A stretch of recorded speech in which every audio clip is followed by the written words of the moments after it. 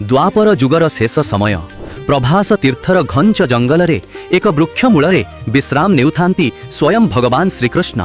तांकर रक्तिम पादपद्मकु दूररू एक हरिणर कान भावी भ्रमरे सर निक्षेप कला व्याध जरा शबर। विषाक्त सरटी सीधा जाई प्रभुंक पादरे बाजिला। शिकार मिलीगला भावी आनंदरे दौड़ी आसीथिबा जरा शबर जेतेबेले देखिला जे स्वयं त्रिलोकर नाथ रक्ताक्त अवस्थारे पड़िछंती, तार पाद तळु जेमिति माटी खसीगला। जरा हाथरू धनुषर खसी पड़िला। हाहाकार करी कांदी उठिला। से दौड़ी जाई प्रभुंक रक्ताक्त पाद दुईटिकु निज छातीरे जाबुड़ी धरिला। ता आखिरु लुहर बन्या छुटिथिला। से भाबुथिला ए ब्रह्मांडरे ताठारु बड़ पापी आउ किए अछि जे निज इष्ट देवतांकु निज हातरे मृत्यु बाण मारिछि। आंठुमाड़ी बसी दुई हाथ जोड़ी जरा कांदी कांदी निवेदन कला, हे दयामय, हे माधव, मु एक नीच अज्ञान शबर। मोर एही महापापर कौनसी प्रायश्चित्त नाही प्रभु। मोते एही क्षणी भस्म करि दियो, किंतु मारिबा पूर्वरु थरे मो आड़कु अनाओ। क्षमा करि धर ए पापी भक्तर हाथ। शरीररु प्राणवायु उड़ी जाउथिले मध्य प्रभुंक ओठरे सेही चिर परिचित दिव्य हस लागि रहिथिला। से निजर कोमल हाथ बढ़ाई जरार लुह पोछिदेले एवं ता हाथकु निज हाथरे धरी कहिले, कांद नाही जरा, एथिरे तोर कौनसी दोष नाही।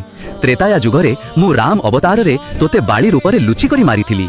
आजि तू तार प्रतिशोध नेलु, एया ही कर्मर विभान।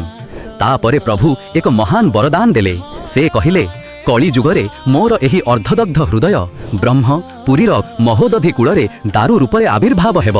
मु श्री जगन्नाथ रूपरे पूजा पाइबी एवं तोर वंशधर माने दैतापति भावरे मोर सबुठारु प्रिय सेवक हेबे।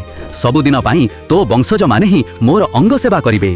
भगवानंकर ए अपार करुणा सुनी जड़ा शबर स्तब्ध होइगला। जिए तांकु आघात देला प्रभु तांकु निजर सबुठारु आपणार करिनेले। जरा अनुभव कला जे स्वयं नारायण ही प्रकृत पतित पावन, जिए बिना द्विधारे जणे पापी भक्तर हाथकु जुग जुग पाई धरि नेइछंती। श्री मंदिरर दैतापति सेवा आज भी सेही दिव्य क्षमा ओ अतुट बंधनर मुक साक्षी होई रहिछि।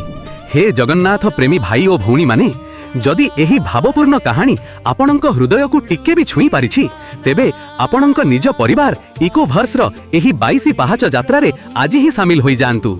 कालिया शांतंकर एही परी अनेक अकुहा लीला खेला मर्मस्पर्शी कहानी आउ प्राणभरा भजन सुनिबा पई चैनल टिकु आज ही सब्सक्राइब करि नियंतु। आउ गोटिए छोट अनुरोध, जदि आखिरे टिके भी लुह आसी जाइछि तेबे महाप्रभुंक उद्देश्य रे तळे कमेंट बॉक्स रे थरे भक्तिभरा कंठरे लिखि दियंतु, जय जगन्नाथ। आपणंकर एही गोटिए डाक आमकु आगकु आहुरी सुंदर सुंदर भजन ओ गप आपणंक पाखरे पहुंचाइबा पई अनेक बळ आउ उत्साह देव। महाप्रभुंक कृपा समस्तंक उपरे थाउ। जय जगन्नाथ।